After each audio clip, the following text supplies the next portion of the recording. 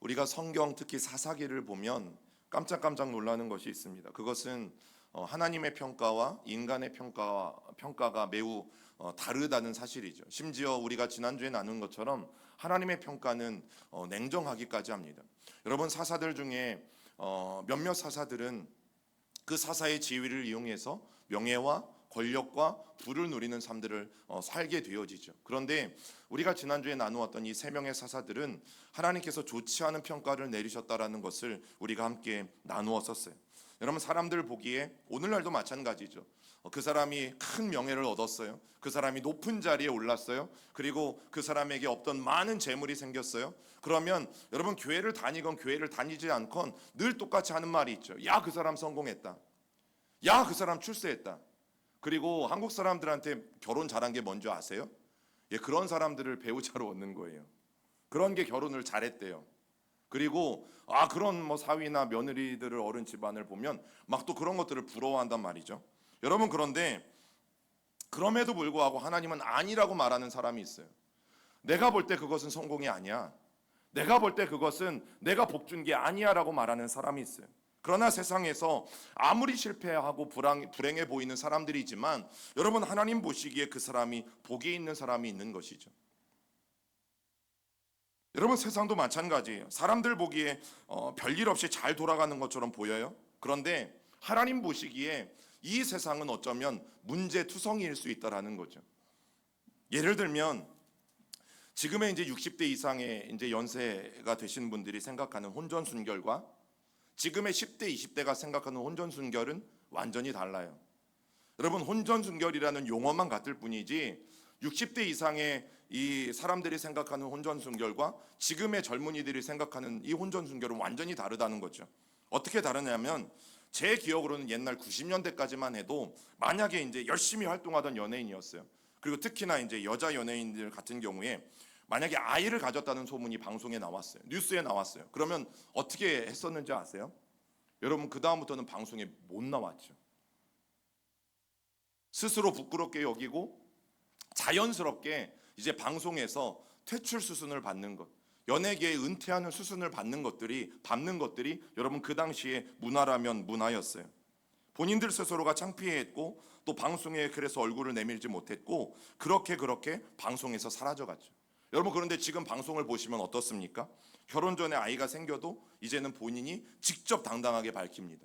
심지어 아이 아빠가 누군지 몰라도 당당하게 밝히고 또 팬들은 그 연예인을 굉장히 축복하고 축하해주는 모습들을 여러분 보게 되실 거예요. 더 이상 연예계 활동을 못하는 일은 이제는 없어요. 그리고 그들이 매장당하는 일도 전혀 없어요. 그리고 요즘은 결혼 전에 동거가 필수라고 하죠. 6개월을 좀 살아봐야 된대요. 1년도 먼저 살아봐야 된대요. 그래서 심지어 이제 대학교 앞에 있는 이 자취방과 하숙집은 이미 동거촌이 되어져 버렸죠. 생활비를 줄이기 위해서 동거를 한대요. 그러면 과 남자친구랑 같이 반반씩 해가지고 남자친구랑 반반해서 살면 되지. 왜 꼭 남녀가 같이 살아야 돼요? 여러분, 그러면서 내가 살아봐야지 그 사람을 알 수 있다는 거예요. 그리고 살아본 후에 이제 혼인신고를 하겠다는 거죠. 여러분, 이미 그런 시대가 되어져 버렸습니다. 그러면서 이제 제가 이렇게 이야기하거나 주변에서 이렇게 이야기하는 어른들이나 사람들이 있으면 또 뭐라고 하는 거예요. 뭐라고 하겠어요? 자기들끼리 좋아하는데 왜 그러냐요. 괜히 옆에서 참견하지 말래요. 이제 20세 이상의 다 성인이 되었고 자기들이 좋아서 그렇게 동거하고 살아가는데 그걸 가지고 옆에서 왜 뭐라고 하냐고 또 뭐라고 하는 사람들이 등장을 하는 거죠. 여러분, 더욱 가슴 아픈 게 뭔지 아세요? 그런 세상의 가치관이 교회 안에도 침투하고 들어온다는 사실이죠. 여러분, 교회 안에도 이미 세상의 가치관이 들어와서 교회 안에서 자라나는 이 그리스도인들의 생각들을 굉장히 혼란스럽게 만들고 있다는 사실이에요. 여러분, 그런 가슴 아픈 현실 속에서 오늘 주목하고 싶은 사람은 사실은 삼손이라는 사람은 아니에요. 삼손 이전에 삼손을 어쩌면 그 세상 가운데 있게 했던 바로 마노아라는 사람이에요. 여러분, 어쩌면 하나님 보시기에 복이 있는 이 사람, 이 마노아가 어떤 사람이기에 하나님 보시기에 복이 있는 사람이라고 우리가 말할 수 있는가? 여러분, 오늘 그것을 좀 함께 나누고 싶습니다. 오늘 삼손의 이야기가 나오기 전에 등장하는 한 이름이 바로 삼손의 아버지 마노아예요. 여러분, 마노아를 아세요? 모르죠. 마노아는 우리가 익숙한 이름이 아니에요. 왜냐하면 이 13장에서 여기 딱 한 번 나오거든요. 그럼 마노아가 삼손의 아버지였는지 누구였는지 사실 우리는 잘 몰라요. 그만큼 무명의 인물이고 평범한 사람이고, 그리고 성경에서 여기에 한 번 딱 등장하는 그런 사람이 바로 오늘 삼손의 아버지 마노아예요. 여러분, 삼손의 아버지 마노아는 사사도 아니었고요. 한마디로 삼손은 굉장히 유명했지만 그의 아버지 마노아는 이름도 알려지지 않은 내세울 것 없는 무명의 인물이었다라는 것이죠. 그런데 오늘 성경은 이 마노아를 가리켜서 하나님 보시기에 복이 있는 사람이라고 말해요. 우리처럼 지극히 평범합니다. 우리처럼 아무것도 가진 것이 없어요. 그런데 하나님은 그런 마노아를 바라보면서 이 마노아는 하나님 보시기에 내가 보기에 복 있는 사람이다라고 말씀해요. 그리고 하나님 보시기에 중요한 사람이라고 말씀해요. 여러분, 혼란과 각종 타락으로 가득했던 이 사사시대에서 하나님이 무명의 인물 마노아를 주목하고 계시다면, 오늘날 성적 타락의 시대를 살아가는 여러분, 이 시대 가운데 우리들도 누구를 같이 주목해야 하냐면 이 마노아라는 사람을 반드시 주목해야 한다는 사실이죠. 왜냐하면 사사시대나 지금 우리가 살고 있는 이 시대나 별반 다르지 않아요. 더하면 더했지 여러분, 전혀 다르지 않은 시대를 우리가 살아가고 있기 때문이죠. 우리는 TV나 매스컴에서 이름이 오르내리는 성공한 이름들에만 주목합니다. 여러분, 우리도 똑같아요. TV에 나오는 그 사람들의 어떤 인격은 우리는 상관이 없죠.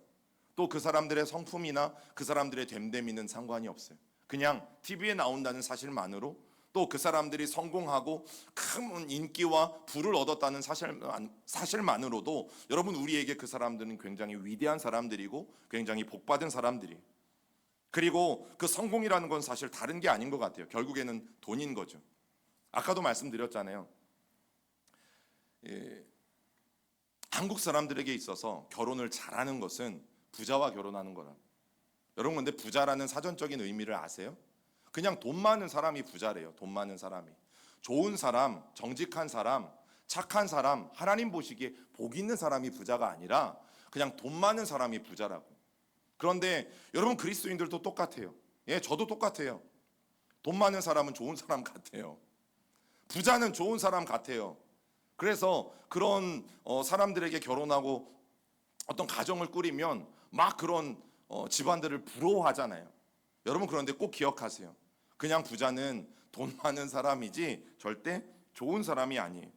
여러분, 그런데 사실은 세상적으로 유명하고 큰 자 같아요. 너무너무 인기도 많고 대단한 사람 같아요. 여러분, 그런데 우리가 놓치고 있는 사실이 뭐냐면, 여러분, 그런 인생이 하나님 앞에서 매우 매우 초라한 인생일 수 있다는 거죠. 반면에 세상에서는 지극히 작고 오늘 마노아와 같이 이름 없는 사람일 수 있어요. 그런데 하나님 보시기에 너무나 영웅처럼 큰 자일 수 있다는 사실이죠. 여러분, 하나님 앞에서 어떤 존재인지, 하나님이 오늘 우리를 바라보시면서 어떤 평가를 내리시는가가 중요한데, 여러분, 마노아는 전자겠어요? 후자겠어요? 후자인 거죠. 여러분, 마노아는 세상 사람들이 보기에 지극히 평범하고 이름도 알려지지 않은 사람이지만 하나님 보시기에 그가 복 있는 사람이고, 하나님 보시기에 마노아가 영웅과 같은 큰 자예요.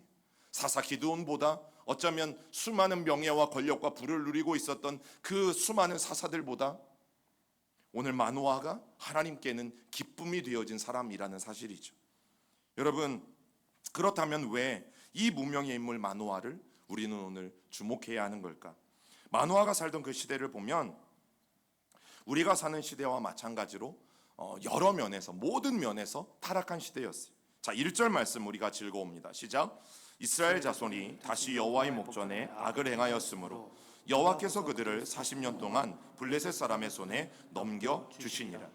여러분, 이스라엘 백성들의 이 악행은 변하지 않았어요. 그들의 우상 숭배는 변하지 않았죠. 또다시 하나님이 구원해 주시고 나면 또다시 그들은 우상을 쫓아갔어요. 잠깐입니다. 잠깐.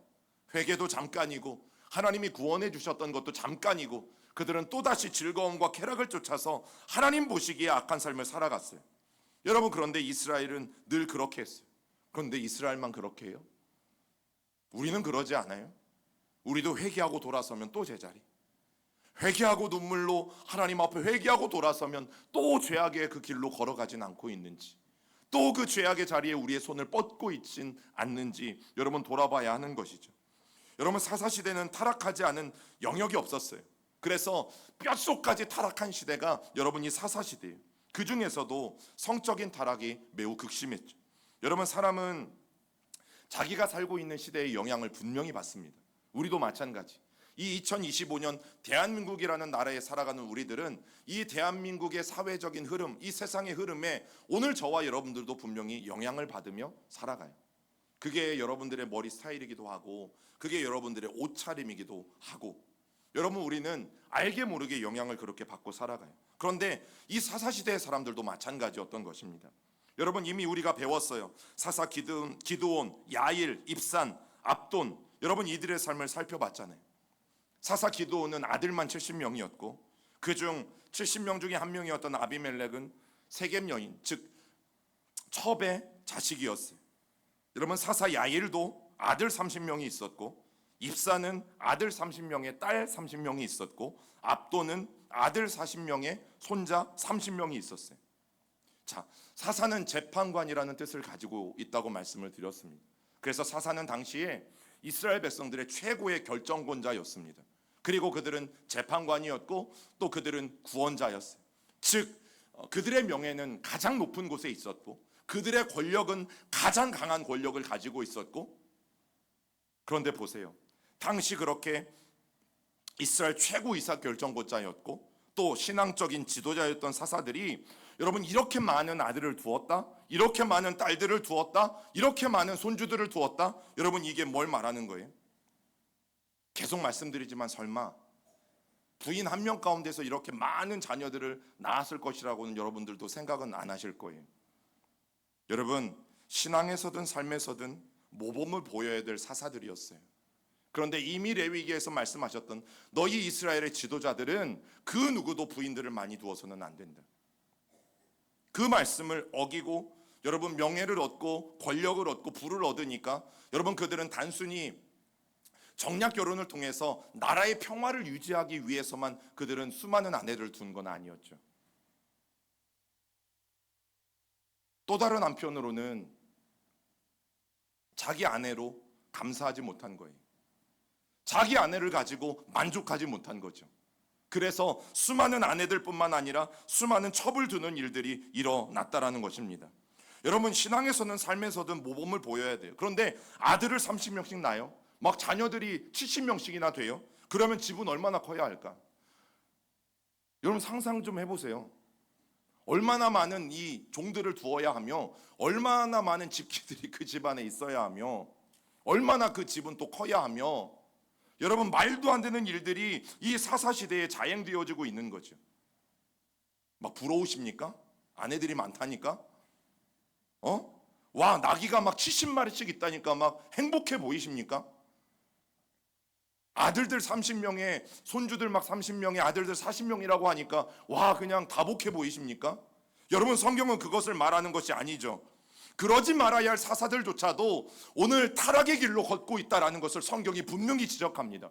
그러면서 하는 말이 뭐예요? 사사들이 그 정도라면 일반 백성들은 우리가 굳이 찾아보지 않아도 똑같이 그 길을 걷고 있다라는 것을 성경은 우리에게 말해주는 것이죠. 앞장서서 신앙을 지도해야 될 사사들이, 앞장서서 바른 판결을 하고 앞장서서 가장 먼저 모범을 보여야 될 사사들이, 그런데 그들은 이 정도까지 타락했다면요, 여러분 백성들은 안 봐도 뻔한 것이, 인정하기 싫지만 이것이 마노아가 살던 시대의 비참한 현실이고요, 이것이 오늘을 살고 있는 우리 시대의 현실입니다. 마노아가 살던 시대를 살펴보면서 마음 아픈 것이 뭐냐면, 여러분 우리 시대와 다르지 않다라는 것 때문에 마음이 아픈 거죠. 앞서 말씀드린 이런 성적인 타락은 여러분들도 다 알고 계시겠고, 또 하나 요즘 대두되고 있는 문제는 뭡니까? 동성애잖아요. 동성애. 계속해서 동성애를 허락해 달라라고 법을 만들려고 하고, 또 계속해서 기독교는 그것들을 반대하고 있는 거죠. 여러분, 동성애도 이미 창조의 섭리를 거슬린 것이, 남자와 여자가 결혼하는 것이 그게 부부예요. 그게 부부예요. 남자와 여자가 만나서 한 몸이 되어 결혼하는 것이 그게 부부예요. 그런데 여러분, 이미 대한민국이 뭘 인정했냐면 의료보험에서 한 동성 커플이 살아요. 동성은 이씨가 아니에요. 남자 여자가 부부가 되어서 살아요. 물론 아직은 대한민국에서는 불법이지만, 그런데 뭘 대법원에서 인정해 줬냐면, 여러분 가장이 있으시면 가장에게 딸린 식구들이 있잖아요. 그러면 이 가장이 의료보험료를 내요. 그러면 그 혜택을 다 누가 받아요? 모든 가족들이 같이 받는 거죠. 여러분, 그게 허용이 된 거예요. 원래 법적으로는 남자가 부부가 아니잖아요. 동성 커플이 대한민국에서는. 근데 법원에서 이것을 합법으로 해준 거죠. 대한민국에서. 그거 저 사람의 부양 가족으로 인정해 준다. 그래서 그 동성이지만 그 사람에게 의료보험 혜택을 받을 수 있다. 여러분, 대한민국이 이미 이것을 인정해 버렸어요. 그리고 지금도 여전히 대한민국은 이 동성애 합법화를 위해서 여전히 꿈틀거리는 이런 세력들이 있는 것이죠. 여러분, 그런 시대를 우리가 어떻게 이해하고 또 어떻게 받아들일 수 있을까? 여러분, 오늘날 교회는 어떤가? 여러분, 목회자로서 이런 이야기를 하는 것들이 늘 부끄럽고 창피합니다. 왜냐하면 잘 아는 유명한 목사님들의 성적 타락 소식들이 심심치 않게 전해져요. 또 교회 안에서 너도 나도 모르는 사이에, 여러분, 성도들 사이에 아니면 또 청년들 사이에 이런 안타까운 소식들이 전해지는 것들을 심심치 않게 듣습니다. 여러분, 그래서 말씀드리는 거예요. 세상의 영향력이 이미 교회 안에도 흘러 들어와 있다. 그래서 제가 청년 사역을 좀 오래 하면서 저는 설교할 때마다 청년들한테 말했어요. 야, 목사님이 밤에 1대1로 만나자고 전화한다. 그럼 목사님이 미쳤다고 생각해라. 목사님이 너만 불러놓고 1대1로, 여자를 얘기하는 거예요. 여자 청년들, 여자 성도들, 1대1로 너만 불러놓고 목사님이 뭔가 상담을 하자고 한다. 목사님이 미쳤다고 생각해라. 절대 반응하지 마라. 그래서 저는 차량 운행을 이렇게 할 때도 웬만하면 그 마지막에는 이제 여자 청년들을 안 남겨두죠. 안 남겨둬요. 그리고 봉고차 같은 경우는 저 끝에 태워요. 전혀 오해 사지 않도록. 대화도 안 통하는 봉고차 끝에. 여러분, 그게 보호하는 거예요. 제가 웬만하면 여자 성도들과 악수도 잘 안 하죠. 터치도 안 하고. 다 그런 이유 때문이에요. 다 그런 이유 때문이에요. 여러분, 스스로 조심하고 스스로 지키지 않으면 모든 사람들이 이런 문제 가운데 넘어갈 수밖에 없어요. 왜냐하면 이미 교회 안에도 이 세상의 타락의 영향력들이 우리 가운데 몰려왔기 때문인 거죠. 여러분, 어쩌다가 교회가 여기까지 왔을까 하는 탄식들이 순간순간 나옵니다. 여러 번 흘러나옵니다. 여러분, 이것이 세상의 영향을 받지 않을 수 없는 이 교회. 왜냐하면 교회도 세상 가운데 존재하니까. 그리고 우리 성도들도 어디에서 살아요? 여러분, 세상 가운데 살잖아요. 여러분, 산속에 홀로 사는 거 아니잖아요. 여러분, 자연인 아니시잖아요. 다 세상 가운데 살아요. 학교 가면 음담패설하는 선생님들이 있고, 또 직장에 가도 음담패설하는 직장 동료들이 있고, 우리는 그런 사회 속에 그렇게 살아요. 여전히 술을 권하는 문화 속에 살고, 여전히 그런 것들이 아무렇지도 않은 것처럼 반응하는 사람들 속에 여러분들 힘들게 직장 생활을 하고 계시잖아요. 여러분, 그러다 보니까 우리가 영향을 받을 수밖에 없다라는 거죠. 그래서 오늘 만우아가 귀한 거예요. 왜요? 만우아가 달랐어요. 그 당시 타락했던 이 사회의 영향력 아래 절대 놓여 있지 않았어요. 악한 사회의 영향력을 절대 받지 않은 거죠. 그 말씀이 2절에 있어요. 시작. 소라 땅에 단지파의 가족 중에 마누아라 이름하는 자가 있더라. 그의 아내가 임신하지 못함으로 출산하지 못하였니. 여러분, 저는 오늘 말씀을 우리가 함께 나누고 난 후에 다니엘과 같은 사람도 기억했으면 좋겠지만, 저는 마누아 같은 사람도 여러분들이 좀 꼭 기억했으면 좋겠어요. 여러분, 이 말씀은 단순히 삼손의 어떤 출생의 비밀, 즉 삼손의 엄마는 아이를 임신하지 못하는 여인이었다. 어떤 문제가 있었는지는 의학적으로 잘 모르겠지만, 여러분, 그는 임신할 수 없었고 임신을 못하니까 출산도 할 수 없는 그런 불임의 여성이었던 것을 성경은 분명히 밝히죠. 자, 그런데 거듭 강조하지만 여러분, 만화가 살던 이 당시 사회는 성적 타락이 극심했다라고 말씀을 드렸어요. 그러면 신앙 지도자들조차도, 사사들조차도 여러 명의 부인이나 첩을 두던 시절이에요. 자, 그런데 마노아는 이런 사람들의 영향을 절대 받지 않은 거죠. 당시 사회적인 분위기가 뭐냐면 여인들에게 가장 수치스럽고 아픈 것은 결혼하지 못하는 것과 아이를 낳지 못하는 거예요. 그러면 당시에서 공공연하게 행해졌던 방법이 뭘까요? 두 번째 아내를 드리면 됩니다. 세 번째 아내를 드리고 첩을 드리면 되죠. 그런데 마노아가 어떻게 합니까? 절대 다른 부인을 두지 않아요. 절대 어떤 첩도 들지 않아요. 어디 밖에 가서 자식이 너무 필요하니까 밖에 가서 자식을 낳아갖고 들어오지도 않아요. 여러분, 사람들은 다 그렇게 했어요. 우리가 너무 좋아하는 말 아니잖아요. 좋아하는 말이잖아요. 목사님 다 그렇게 합니다. 목사님만 설교 시간에 그렇게 말하지 밖에 나가면 다 그렇게 합니다. 목사님. 여러분, 사사들까지도 다 그렇게 했잖아요. 저는 그게 너무 아쉬워요. 도대체 기드온의 아내와 첩수가 몇 명이었는지, 왜 하나님은 이것은 안 밝혀두셨을까? 그러나 마노아는 그렇게 하지 않은 거죠. 여러분, 아무도 뭐라고 하지 않았다니까요. 그렇게 해도 그런 세속적인 방법, 세상적인 방법으로 자기 욕구를 채워도 이미 지도자들인 사사들도 다 그렇게 하고 있으니까 마노아가 그렇게 한들, 여러분, 이름도 알려지진 그 소래골짜기에 살아가는 이 시골 촌놈 마노아, 이 마노아가 그렇게 한들 그게 뉴스에나 나겠어요? 아무도 모르는 거죠. 그런데 마노아는 그렇게 하지 않았다는 겁니다.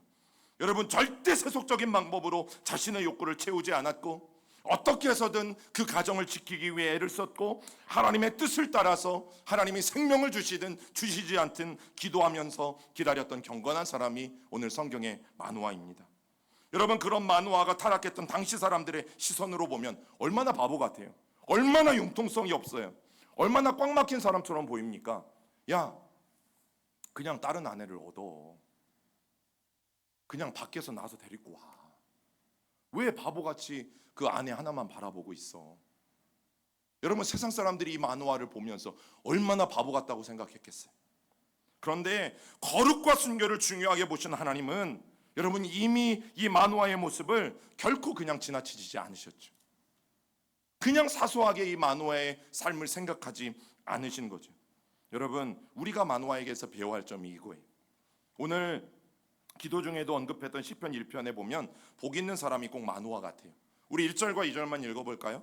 복 있는 사람은 악인들의 꾀를 따르지 아니하며 죄인들의 길에 서지 아니하며 오만한 자들의 자리에 앉지 아니하고 오직 여호와의 율법을 즐거워하여 그의 율법을 주야로 묵상하는도다. 여러분, 오늘 이 말씀에 보면 하나님은 정말 바람직하게 생각하시는 하나님의 그 인간상이 있어요. 그게 누군가 하면 복 있는 사람이에요. 그런데 복 있는 사람을 하나님은 시냇가에 심은 나무라고 표현하세요. 그리고 하나님이 싫어하시는 사람이 누군가 하면 악인이에요. 그런데 악인은 바람에 나는 겨와 같다라고 오늘 성경은 설명하고 있는 거죠. 우리 3절도 같이 읽어볼까요? 시작. 그는 시냇가에 심은 나무가 철을 따라 열매를 맺으며 그 잎사귀가 마르지 아니함 같으니 그가 하는 모든 일이 다 형통하리로다.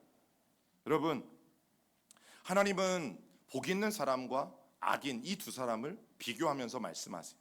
그리고 복 있는 사람은 시냇가에 심기운 나무와 같고 악인은 바람에 날리는 겨와 같다라고 성경은 말하고 있죠. 여러분, 하나님은 이 두 부류의 차이를 분명하게 오늘 설명하고 계세요. 여러분, 복 있는 사람은 시냇가에 심기운 나무. 그러면 나무를 한번 생각해 보세요. 어딘가에 이렇게 잘 심기어져 있는 나무. 여러분, 그 나무를 볼 때마다 뭐가 느껴져요? 생각하면 좀 정적이죠. 왜냐하면 나무는 움직이지 않아요. 그런데 그 나무는 시냇가의 뿌리를 잘 내려요. 그리고 오늘 3절이 말하고 있는 것처럼 계절에 따라 탐스러운 열매를 그 나무들이 맺혀가는 모습들을 우리는 머릿속에 상상할 수 있게 되어지죠. 자, 그런데 바람에 나는 겨는 어때요? 나무와 정말 대조적이죠. 나무는 가만히 있다면 바람에 나는 겨는 계속 움직입니다. 바람이 부는 방향에 따라서 이리 날리고 저리 날리고 역동적으로 움직이는 바람에 나는 겨의 모습이 우리 머릿속에 떠오르죠. 여러분, 그런데 보세요.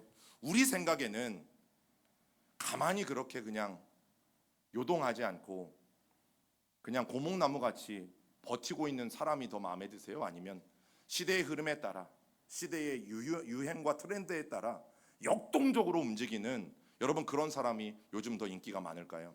누가 더 많을까요?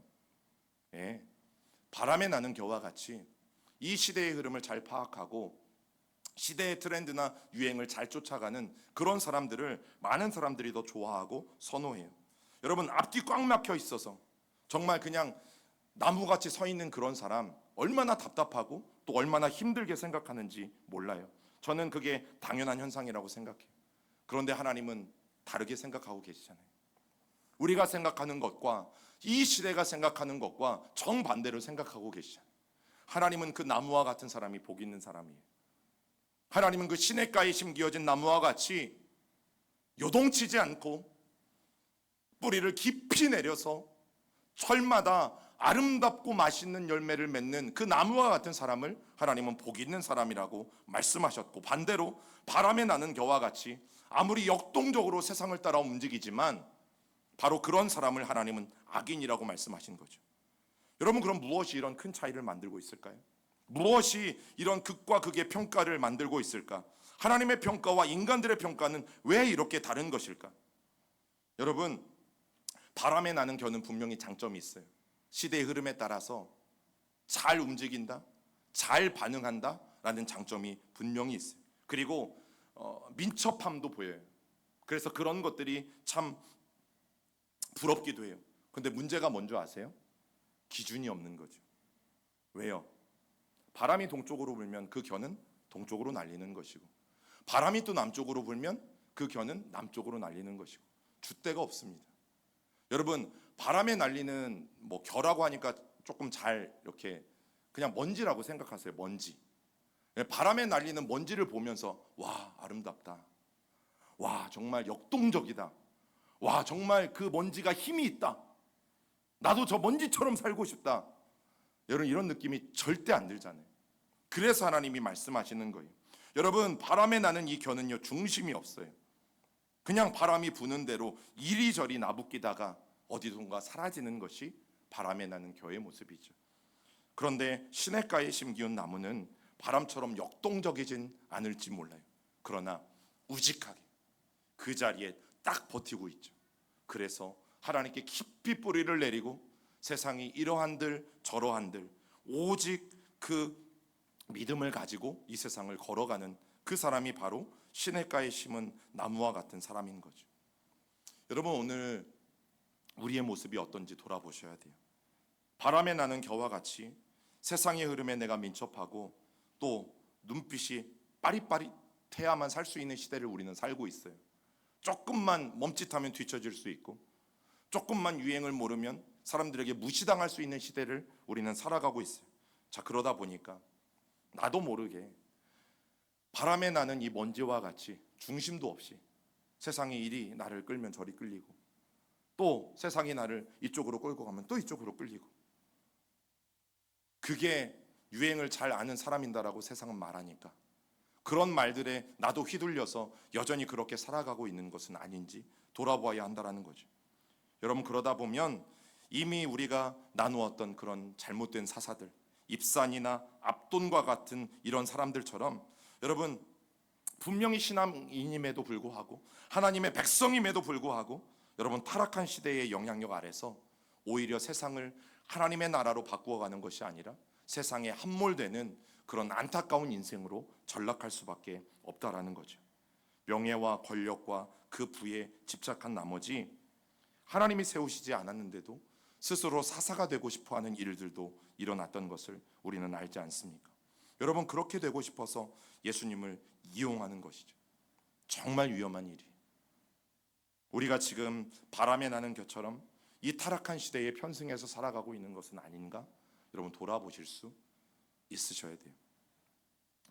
미국의 신실한 그리스도인이었던 미식축구 선수 팀 티보우라는 사람이 있었어요.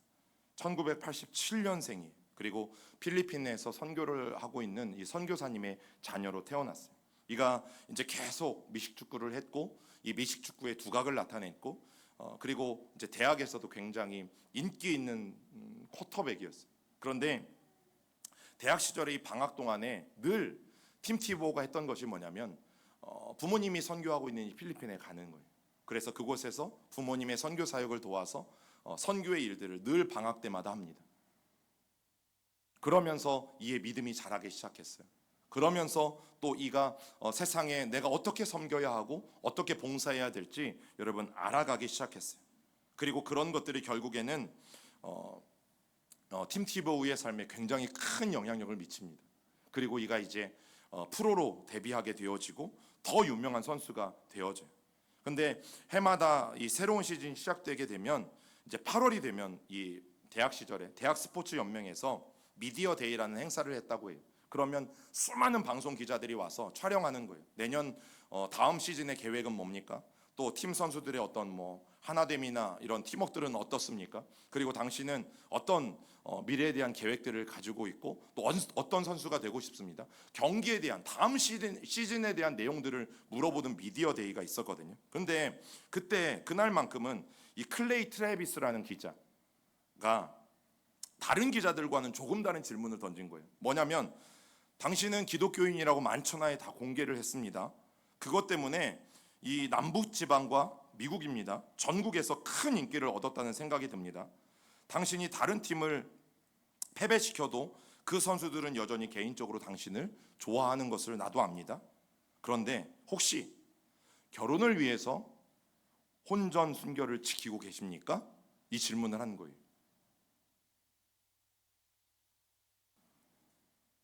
그리고 그 질문에 팀 티보가 피하지 않고 대답했어요. 네, 그렇습니다. 저는 결혼 전까지 순결을 지키기 위해 지금도 노력하고 있습니다. 여러분 대답은 했지만 지금이 다음 시즌에 대한 질문들을 하는 자리인데 너무 엉뚱한 질문이 들어와서 이 팀 티보도 당시에는 굉장히 당황했다고 해요. 그런데 그 기자가 후에 팀 티보가 무슨 말을 할지 나도 알고 있었고 그리고 그것이 이 방송과 뉴스를 듣는 아이들과 젊은 사람들에게 긍정적인 영향을 미칠 것도 나는 알고 있었다. 그래서 그렇게 질문했다라고 응답했어요. 여러분 당시 뉴스에서는 운동선수들이 돈도 많죠. 명예도 있죠. 여러분 그러면 이제 하는 게 뭐예요? 여자인 거예요. 그래서 여성들을 함부로 대하는 태도들이 이미 뉴스에 말도 안 되는 이런 뉴스들이 많이 보도되고 있었어요. 그래서 여성을 존중하지 않고 여성들을 함부로 대하고 또 심지어 폭력적으로 대하고 또 돈으로 여자를 사고 성적 쾌락을 위해서 여자들을 함부로 대하는 일들이 이미 뉴스에 많이 보도되고 있었던 상황이었어요. 여러분 선교사의 자녀였고 그리스도인이었던 팀 티보우는 자기도 운동선수이지만 그런 운동선수들의 모습들이 너무나 부끄럽고 수치스러웠던 거죠. 그런데 놀라운 것은 그때 이 팀 티보우의 답변을 듣고 이게 이 인터뷰가 이제 또 전국으로 방송으로 나갔잖아요. 그러면 이 인터뷰를 듣고 젊은 사람들 가운데 어떤 일들이 생겼냐면 그래? 나도 결혼을 위해서 순결을 지켜야겠다. 여러분 이런 일들이 움직임들이 일어나기 시작한 거예요. 어쩌면 그들 중에 다는 아니어도 이 티보우의 말에 용기를 얻어서 자신들도 결혼할 때까지 남자든 여자든 우리가 결혼할 때까지 혼전 순결을 지키자. 여러분 이렇게 약속한 사람들이 분명히 있었을 거라는 거죠. 그래서 팀 티보우는 항상 여자들을 대할 때 예의 바르게 대했어요. 왜냐하면 나중에 자기가 예수 그리스도를 전할 때 또 나중에 신앙에 대해서 이야기할 때에 나도 다른 운동선수들처럼 여자들을 함부로 대한다면 여러분 과연 그가 예수를 전하고 자기의 신앙에 대해서 사람들과 나눌 때 누가 자기의 이야기를 듣겠냐라고 본인은 생각했기 때문이라고 해요. 내가 막 살았어. 다른 운동선수들이 하는 것처럼 다른 모든 세상 사람들이 하는 것처럼 나도 막 살았어요. 그리고 나서 예수 믿으세요? 여러분 이 말에 대해서 아무도 자기 얘기를 들어주지 않을 것을 팀 티보우는 알았던 것이죠. 그리고 이 기자의 질문의 파급 효과가 사실 어마어마했다고 해요. 결혼을 위해 순결을 지키겠다는 결심이요. 여러분 전국적으로 뉴스로 나가버렸고 또 공교롭게 이것이 본인의 신앙 고백이 되어지고 또 인생의 고백이 되어졌던 거죠. 여러분, 미국 사람들이라고 다 그런 게 아니에요. 미국이라고 다 문란한 게 아니에요. 여전히 지금도 하나님의 말씀 앞에서 세상의 풍조와 세상의 흐름을 따라가지 않기 위해서 오늘도 몸부림치는 여러분 수많은 그리스도인들이 여전히 살아있다라는 거죠. 여러분, 종종 그에게 비판적인 기자들도요 이런 태도만큼은 굉장히 칭찬해 주었어요. 왜냐하면 운동선수들이 그 명예, 그 부, 그런 것들을 이용해서 여전히 우승을 하고 나면 광란의 파티를 일삼고 여자들을 함부로 대하고 성적으로 문란하고 또 그런 마약 같은 것들에 취하고 이런 것들을 기자들이 너무나 많이 보아왔기 때문에 이 팀 티보우의 인터뷰가 너무너무나 충격적이었던 거죠. 그런데 그리스도인인 팀 티보우는 자신을 구별했어요. 절대 모든 운동선수들이 가는 그 길을 따라가지 않았죠. 여러분, 그는 굳건히 신앙을 지켜낸 거예요. 그래서 오늘 이 무명의 마노아가 더욱더 귀한 거예요. 온 세상 사람들은 다 그렇게 하고 있어요. 그런데 마노아는 그렇게 하지 않았고 하나님의 사람으로서 시냇가에 심기운 나무와 같이 중심을 잡았어요. 그리고 그 뿌리를 하나님 앞에 깊이 내려갔어요. 여러분, 마노아는 우리와 같이 평범한 사람이에요. 사사들과 같이 하나님의 영이 임했다는 기록도 없어요. 그냥 소래골짜기 그 산속에 살아가던 평범한 집안의 한 남성이었어요. 세상적으로 성공하지도 못한 사람이었어요. 집안이 대단하지도 않았죠. 그런데 마노아의 마음과 그 생각 속에는 늘 하나님이 계셨고 마노아의 이 결정들 안에도 늘 하나님이 계셨어요. 여러분, 비록 타락한 세상 사람들에게 구닥다리다, 야 바보 같다, 그게 뭐 죄가 되냐, 다른 사람들도 다 그렇게 하면서 살아가는데, 여러분, 그런데 하나님은 시냇가에 심은 나무같이 우직하게 흔들림 없이 오늘도 살아가기로 결단하는 이 마노아 같은 사람들을 기뻐하신다라는 사실이죠. 여러분, 그런 인생을 하나님은 뭐라고 말씀하시는 거예요? 복 있는 사람이다. 여러분, 그게 복 있는 사람이에요. 복 있는 사람은 오늘도 하나님께 깊이 뿌리를 내린 사람이에요. 세상의 풍조가 어떻게 흘러가든, 세상의 흐름이 어떻게 흘러가든, 여러분, 마노아는 자녀가 생기지 않는 아내를 버리지 않았어요. 오히려 그들은 하나님 앞에 더 기도했죠. 그리고 하나님이 삼손이라는 그 사사를 이 가정에 허락해 주신 거예요. 마노아는 끝까지 가정을 지켰어요. 그리고 남편으로서 책임을 끝까지 다했어요. 여러분, 예수 믿는 우리가 오늘날 추구해야 될 모습이 바로 마노아와 같은 모습이에요. 성적인 타락 한 부분만을 이야기했지만 여러분, 이런 마노아가 다른 곳에 큰 문제를 일으켰을 것이라는 생각은 전혀 들지 않아요. 세상에서 인정받는 것 중요하겠죠. 그래야 승진도 할 수 있고, 그러나 여러분, 저와 여러분들이 하나님께 어떤 평가를 받는가는 더 중요합니다.